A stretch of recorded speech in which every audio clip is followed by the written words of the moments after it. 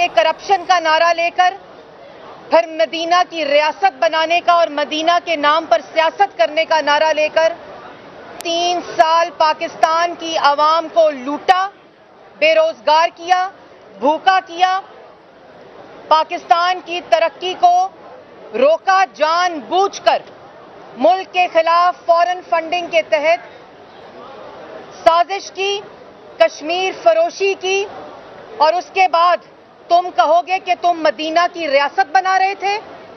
और जब 3.5 साल के बाद अवाम ने तुमसे सवाल करने शुरू किए कि 1 करोड़ नौकरी, 50 लाख घर और IMF के हवाले मुल्क की माशी सलामती को क्यों किया, तो तुम कहोगे कि मैं अमर बिल मारूफ का नारा लेकर आया हूं मुल्क में, और तुम कहोगे कि मैं हक और सच की बात कर रहा हूं, तो अवाम मान जाएगी।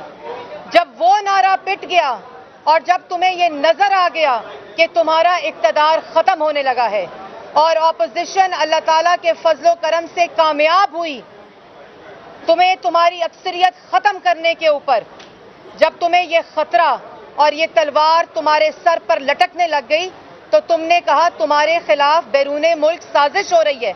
तुमने अवाम को पागल समझ रखा है कि तुम जो कहोगे वो अवाम मानती जाएगी। 7 मार्च को तुम्हारे मुताबिक, इमरान खान साहब के मुताबिक, उनको पता चला कि आलमी दुनिया ने, एक बैरूने मुल्क ने हमारे ही सफीर को बुलाकर ये कहा कि हम तुम्हारे खिलाफ साजिश कर रहे हैं, और ये कहा कि इमरान खान के हुकूमत के खिलाफ साजिश हो रही है और ऑपोजिशन इसमें शामिल है।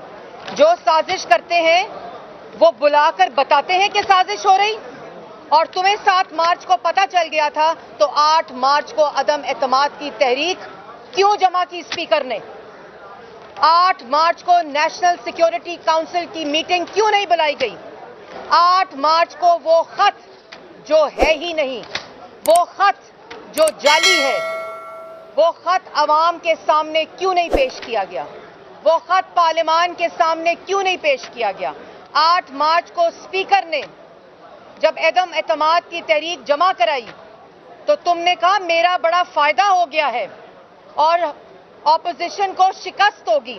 और जब दिन करीब आते रहे, तुम्हें पता चलता रहा कि आप अपनी अक्सरियत खो बैठे हैं, आपके अपने एलाइज और आपकी अपनी जमात के अरकान आपको छोड़कर जा रहे हैं, क्योंकि 3.5 साल की नालायकी, नाअहली, अवाम को लूट मार, आटा, चीनी, बिजली, गैस, दवाई चोरी, तुम्हारी चोरी, तुम्हारे कार्टल्स और माफियाज की चोरी, तुम्हारी लूट मार को एलाइज और PTI के वो अरकान जो अपनी कॉन्स्टिट्यूएंसीज में नहीं जा सकते थे, उन्होंने तुम्हें छोड़ा और तुमने कहा बैरूने मुल्क साजिश हो रही है। और जिस तरह वोटिंग की डेट करीब आती रही, तुम्हें पता चल गया था कि तुम अक्सरियत खो बैठे हो। आपको पता चल गया था अवाम आपको मुस्तरद कर चुकी है। आपको पता चल गया था कि 22 अरकान आपको छोड़ बैठे हैं। आपको पता चल गया था कि अरकान एलाइज आपको छोड़ बैठे हैं।